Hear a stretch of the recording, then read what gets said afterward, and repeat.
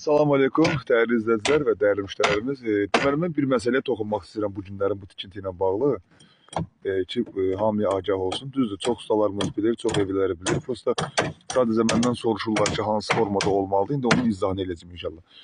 Gördüyünüz kimi bu kolonumuzun filizidir, hansı ki, təməldən qalxan. Bunu biz 4 filizdən əkmişik, 16-lıq armaturla, zavod armaturla. Və burada görürsünüz, bu əydiyimiz armatur tam metalın üzərində oturmalıdır. Bunu bəzi yerlərdə mən görürəm, bəzi videolarda, bəzi çəkilişlərdə, hətta tikintiyə nəzarətə çağırırlar ki, mənə bunu qoyurlar torpağın üzərinə. Əslində bu torpağın üzərində yox, bu karkazın üstündə oturmalıdır mütləq şəkildə. Yəni buna hər bir adam müxtəlif şəkildə buna nəzarət etməlidir. Usta və yaxud da ev yiyəsi.